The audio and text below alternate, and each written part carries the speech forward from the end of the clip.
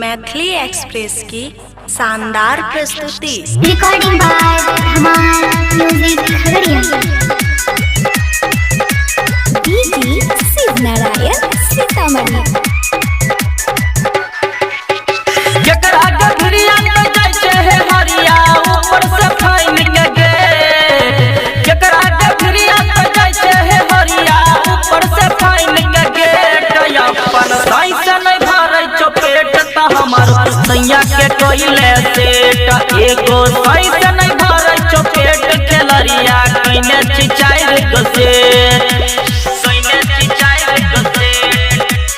कइने छी चाइर गो सेट खेलरिया कइने छी चाइर गो सेट। कइने छी चाइर गो set. DJ Shiv Narayan Sitamarhi.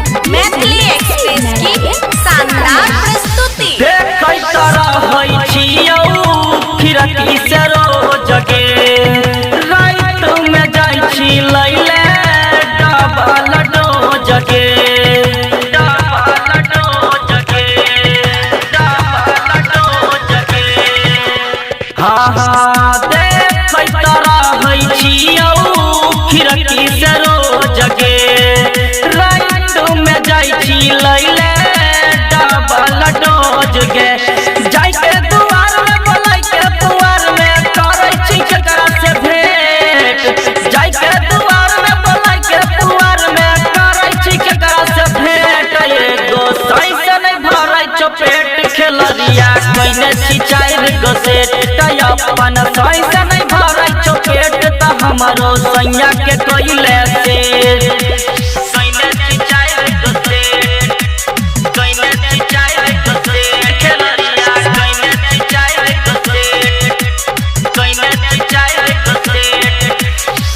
DJ Shiv Narayan Maithili express की शानदार प्रस्तुति।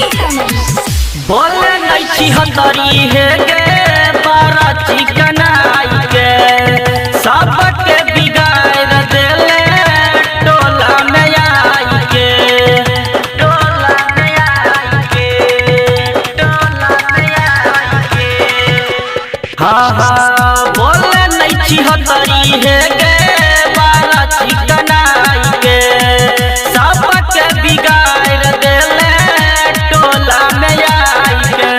3 बजे रुपस के 4 बजे देले जिगरा मनीषवा के डेट।